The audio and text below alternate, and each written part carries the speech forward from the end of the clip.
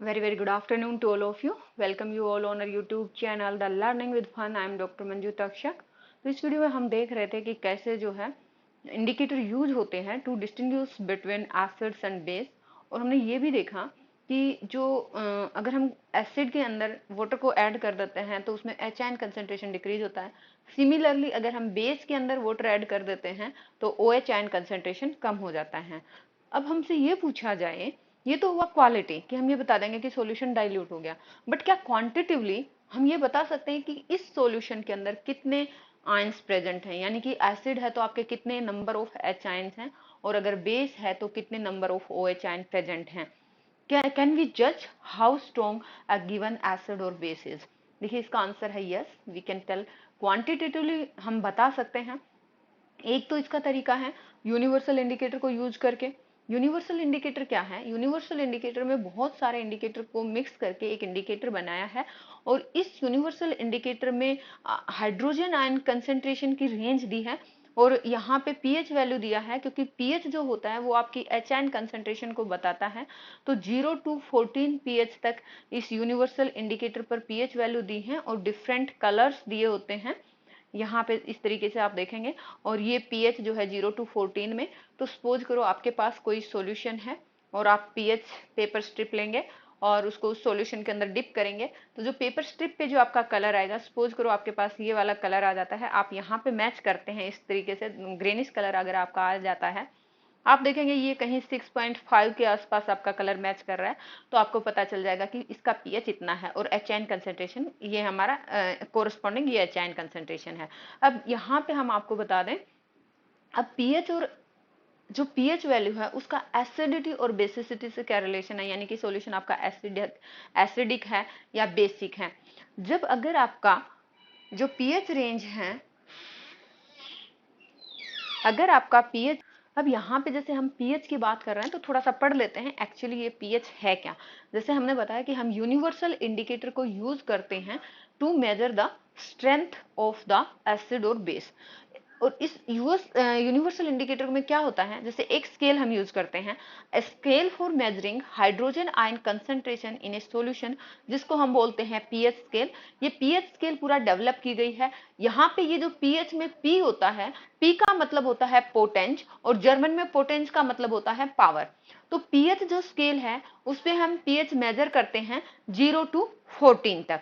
तो जो 0 टू, यहाँ पे अगर हमारा पीएच 0 to लेस देन 7 है तो आपका जो सॉल्यूशन है वो एसिडिक इन नेचर है, 7 पे न्यूट्रल है और ग्रेटर देन 7 to 14 है तो आपका एल्कलाइन है। तो यहाँ पे जो पीएच स्केल है, we can measure pH generally from 0 है तो हाईली एसिडिक और 0 to 14 है तो highly alkaline. pH should be thought of simply as a number which indicate acidic or basic nature of the solution। यानी कि pH से आपको ये पता चल जाएगा कि आपका सॉल्यूशन एसिडिक है या बेसिक है। अगर हाइड्रोजन आयन का कंसेंट्रेशन ज्यादा होगा तो pH वैल्यू कम होगी। ये कम क्यों होगी मैं आपको अभी बताती हूँ।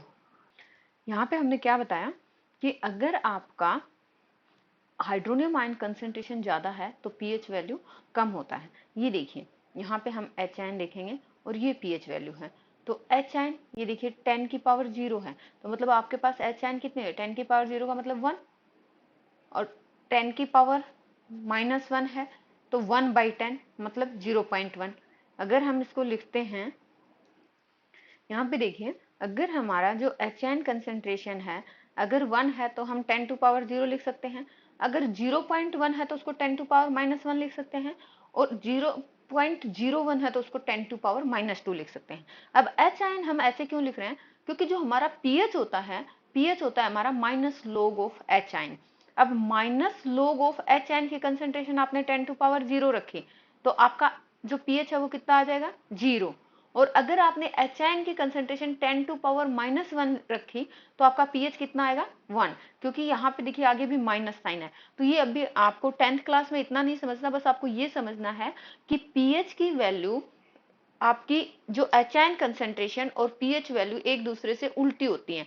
यानी कि हाई पीएच वैल्यू मतलब एच आयन कंसेंट्रेशन लो और low pH value H ion concentration high. तो यहाँ पे यही लिखा है कि अगर हाइड्रोनियम आयन के कंसेंट्रेशन ज्यादा होती है तो पीएच वैल्यू कम होती है, क्योंकि पीएच का रिलेशन होता है pH is equal to minus log of H ion. और न्यूट्रल सॉल्यूशन अगर रहता है तो उसका पीएच 7 होता है। ये देखिए, अगर ये जो हमारी स्केल है पीएच स्केल, इस पे 7 वैल्यू पे अगर कोई सब्सटेंस है तो वो सॉल्यूशन हमारा न्यूट्रल है, ना एसिडिक है ना बेसिक है। Value less than 7 on pH scale they represent acidic solution, और as the pH increase from 7 to 14 it means OH ion concentration इसमें ज्यादा होंगी और हमारा सॉल्यूशन जो है वो बेसिक इन नेचर होगा, यानी कि अल्कली स्ट्रेंथ जो है इंक्रीज होती जाएगी। Generally, paper impregnated with universal indicator is used for measuring the pH। यानी कि जो पेपर हम यूज करते हैं यूनिवर्सल इंडिकेटर में वो पीएच मेजर करने के लिए ही यूज करते हैं। जैसा कि मैंने बताया कि अगर आप किसी सॉल्यूशन के अंदर पीएच पेपर को डिप कर देते हैं और फिर आप उसका पीएच देखेंगे तो ये यूनिवर्सल इंडिकेटर में कहाँ पे उसका कलर कोरस्पॉन्ड कर रहा है, कहाँ पे उसका कलर मैच कर रहा है, तो that will be the corresponding value of the pH of that solution. अब हम एक्टिविटी 2.11 देखते हैं। इसमें आपको क्या करना है, इसमें आपको बहुत सारे सॉल्यूशन दिए होंगे। ये टेबल 2.2 में आपको देखिए बहुत सारे सॉल्यूशन दिए हैं, इनका पीएच वैल्यू देखना है, ठीक है। आपको अपनी ऑब्जर्वेशन रिकॉर्ड करनी है और आपको ये बताना है कि what is the nature of each substance on the basis of your observation. देखिए करना क्या है आपको, ये सॉल्यूशन है, मान लो जैसे सैलिवा है, सैलिवा आपने मान लो पीएच पेपर के ऊपर सैलिवा लिया, या फिर आपने सैलिवा बिफोर मील आप सैलिवा सॉल्यूशन लेते हैं और उसमें जो पीएच पेपर स्ट्रिप आती है वो डिप करते हैं और उसके बाद आप पीएच पेपर का कलर देखते हैं। ये यूनिवर्सल इंडिकेटर पे कहीं ग्रेनिश कलर आता है और 7.4 के कोरस्पॉन्ड करता है। तो अगर आपका जो सैलिवा बिफोर मील 7.4 रहता है तो ये कैसा नेचर होगा, बेसिक नेचर हुआ, ऑब्वियसली अल्कली नेचर हुआ।